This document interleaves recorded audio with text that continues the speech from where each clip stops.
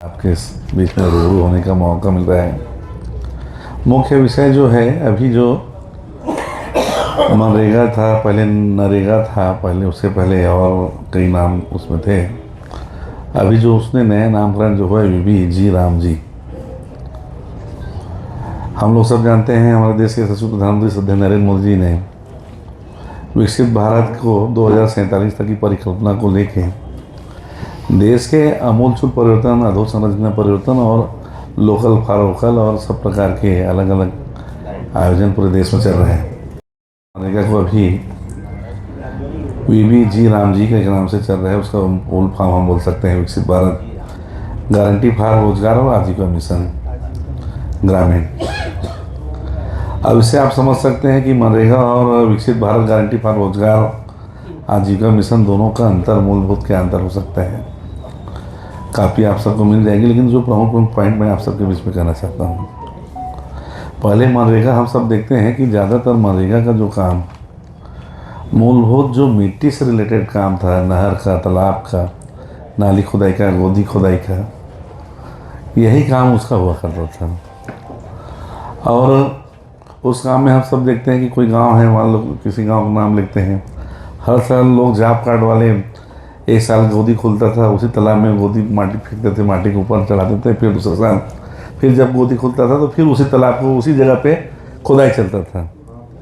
तो सरकार का मकसद ये है कि मकसद रोजगार मूलक काम भी होना चाहिए, और रोजगार के साथ साथ जब हम पैसा सरकार जब दे रही है तो उसका एक अधोसंरचना उस गांव में होना चाहिए। हम जानते हैं कि 80,000 करोड़ की मनरेगा की जो राशि थी, अभी नए जो हम लोग जो देख रहे हैं वीबी जी राम जी में, उसकी लागत 1,10,000 करोड़ से भी ज़्यादा की उसकी राशि माननीय नरेंद्र मोदी जी ने रखा है। जो काम पहले एक गांव में मैक्सिमम 100 दिन, 80 से 100 दिन, 60 से 100 दिन का काम चलता था, कोई गांव में 80 दिन चलता था, कोई गांव में 100 दिन मैक्सिमम था, उसको न्यूनतम 125 दिन उन्होंने घोषित किया। गांव में चूँकि ये जो सब काम जो है काम खेती पे है था, तो माननीय नरेंद्र मोदी जी ने इस बार उसमें संशोधन ये किया है, 60 दिन। ज़्यादातर हम सब देखते हैं कि अभी जनवरी महीना है, मार्च समय में गांव में खुदाई काम चलता था, वो सिर्फ 60 दिन में गांव में धान कटाई, गर्मी फसल का धान कटाई, गेहूं कटाई, जैसे कि गांव में शिकायत होती थी कि मनरेगा गोदी खुल गया, गोदी खुलने के कारण किसानों को लेबर की समस्या है और उसमें खेती में बहुत समस्या आ रही है। तो माननीय मोदी जी ने राज्य सरकारों को अधिकृत किया है कि जिन जिन गाँव में जो स्थानीय लेवल पे जो खेती होती है, उन खेती के आधार पे 60 दिन जब खेती का जो समय रहेगा, बुआई का या कटाई का, उस समय सरकार चाहे तो मनरेगा ना चल के जो बाकी दिन जब किसान खाली रहता है, मजदूर खाली रहता है, उस समय मनरेगा चले। इन सब के अलावा गांव को इकाई हम सब माने, लेकिन इस बार उसने उसमें आमूलचूल परिवर्तन ये किया है।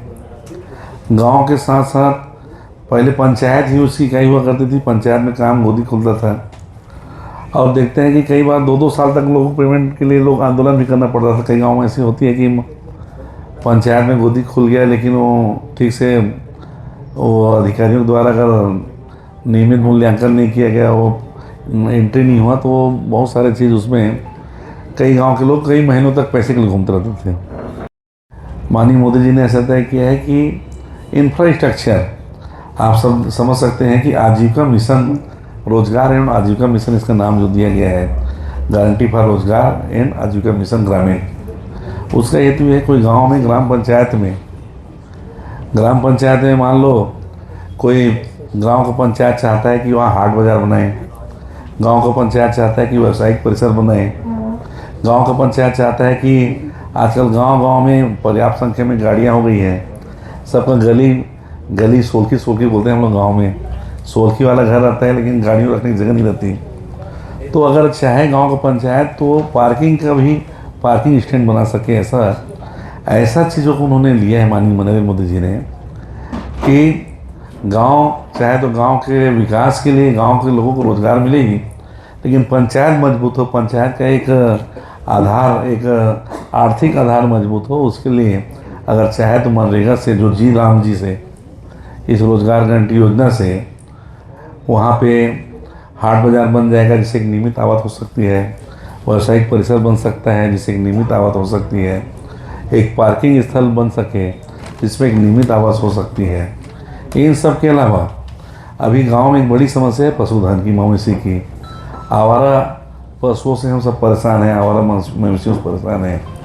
तो उसके लिए भी, पशुओं के लिए भी गृह बनाने की व्यवस्था इसमें रखी गई है। साथ साथ मनरेगा और विकसित भारत जो हम जी राम जी योजना है, दोनों में बेसिक अंतर ये है, पहले सिर्फ सरकार एक फॉर्मेलिटी के लिए काम करती थी, जिसमें कई प्रकार की शिकायत आती थी, कई भ्रष्टाचार होते थे, कई जो वास्तव में जॉब कार्ड धारक हैं उनको काम नहीं मिलता था, और ऐसे जॉब कार्ड धारक जो वहाँ के निवासी भी नहीं है, फर्जी ढंग से उनका नाम कार्ड में जुड़ जाता था।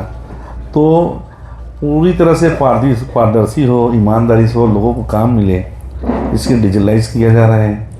आधारभूत संरचना जिसके लिए हम कोई काम कर रहे हैं, तो वो काम आने वाले समय में उस गांव के, उस क्षेत्र के लिए एक बड़ी अधोसंरचना के रूप में वो काम करे, जो गांव का विकास हो। साथ ही साथ किसानों के लिए भी इसमें लिया गया है। कोई गांव में जैसे कोई सब्जी की, कोई अलग अलग प्रकार की सब्जियां होती है देश में, उन अलग अलग सब्जियों में अगर मान लो गांव पंचायत अगर चाहे कि वहाँ पे कोल्ड स्टोरेज भी बनाना चाहे, तो इस जी राम जी योजना में कोल्ड स्टोरेज तक ही बनाने का प्रावधान माननीय मोदी जी ने किया है। तो पूरी तरह से निष्पक्षता से हो, ईमानदारी से हो, किसी प्रकार का भ्रष्टाचार ना हो, और जो पैसा सरकार का लग रहा है, लोगों का रोजगार मूलक तो हो ही, लेकिन उसके साथ साथ उस गांव के आधार संरचना में एक बड़ी भूमिका विकास के रूप में हो, ऐसा माननीय नरेंद्र मोदी जी ने लिया है। और मैं शुरू में बताया कि रोजगार गारंटी की दिन जो मैक्सिमम 100 दिन हुआ करते थे, उसको मैक्सिमम 125 दिन कर दिए। जो जो पहले रेशो राज्य सरकार और केंद्र सरकार का 60-40 का रेशो था, उसको ST SC में 20% और बढ़ा दिए गए हैं। पहाड़ी क्षेत्रों में 90-10% कर दिया गया है।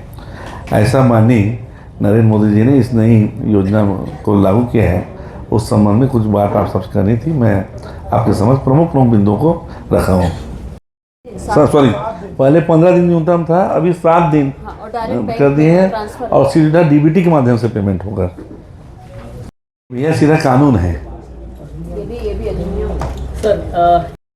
जब भारत सरकार में ये विषय लोकसभा में आया, तो मोदी जी ने कहा, मोदी जी का स्टेटमेंट आज मेरे जहन में बैठा है। उन्होंने कहा कि मैं इतनी तो राजनीतिक समझ रखता हूँ कि मैं ऐसा कोई भी काम को बंद ना कराऊँ जो गांव और गांव मजदूर किसान से रिलेटेड कुछ ये है, उसको मैं बंद कभी कराने का नहीं सोचूंगा, ऐसा माननीय मोदी जी ने कहा है। हमारा जो कांग्रेस के बारे में बोल रहे हैं, उसमें ये था कि कोई काम जब सरकार पैसा दे रही है, 80,000 करोड़ रुपया देश का लग रहा है, तो उसका वास्तविक उपयोग हो, सिर्फ भ्रष्टाचार का भेंट न चढ़े, ये हमारा कहना था। भारी मंत्री यहाँ पे कैपिटल मेट्रो जो बन रहा है, नागगांव वाले को लाभ मिलेगा? SCRE योजना चल रही है। हमारे माननीय विष्णुदेव साय जी ने NCR जी की तर्ज पे कैपिटल रीजन क्षेत्र के डेवलपमेंट के लिए उन्हें एक योजना बनाई है, और योजना रायपुर से लेकर राजनांदगांव तक उसमें जुड़ा हुआ है। SCRE में जितने भी प्रोजेक्ट आएंगे, वो सारे प्रोजेक्ट में नांदगांव तक वो योजनाएं रहेंगी। इसमें ऑडिट लगातार होगा, मॉनिटरिंग होगी। मैंने आपको कहा, पहले जो पंचायत था, पंचायत लेवल पे होता था, अभी इसकी पूरी मॉनिटरिंग सेंट्रल तक उस मॉनिटरिंग होगी। पंचायत को राशि देंगे तो उसमें सब प्रकार का प्लान आने वाले समय में होगा। उस समय किसी भी योजना में प्लान नहीं था। मैं आपको कहना चाहूँगा, मनरेगा में कहीं उस समय गौठान बनाने की योजना नहीं थी। उन्होंने गलत उपयोग करके राज्य शासन, केंद्र सरकार की जो राशि थी, उसको गलत ढंग से उपयोग करके राज्य सरकार जल्दबाजी में, हड़बड़ी में हर योजना लाई, और हर योजना आज फेल हो गई। आज उसके कारण हजारों करोड़ रुपया सरकार का आज पैसा डूबा हुआ है। उसके कारण कहना चाह रहा हूँ, पिछली गवर्नमेंट सिर्फ लोगों के भावनात्मक खेल खेली है। लोगों को भावनात्मक रूप से अपनी ओर अटैक करने के लिए वो योजना लॉन्च की, जिसका कोई दूरगामी ऐसा उन्होंने कोई ना प्लान की ना दूरदर्शिता को देखते कोई भी ऐसा योजना नहीं बनाया है, जिसके कारण सारी योजनाएं लगभग फेल हो गई है। उसको 1,10,000 करोड़, अभी वो 125 नहीं, 100 को 125 कर वो तो 125 दिन की है डेली भुगतान का राशि, भुगतान का भी राशि। अभी प्रोफार्मा आएगा, उसके बाद तय होगा। कामों के हिसाब से अलग अलग लिस्टिंग उसमें होगी। अब केवल गड्ढा खोदना और गड्ढा भरने का काम नहीं है, अब पूरी प्लानिंग आ गई है। जब पंचायत लेवल पे प्लानिंग होगी, तो जब पंचायत के सामने ये समस्या आएगी कि ये गौठान को कहाँ पर प्रतिस्थापित किया जाए, वहाँ प्लानिंग में आएगा। अब सारी वहाँ प्लानिंग ठीक है भैया, बहुत बहुत धन्यवाद आप लोगों को।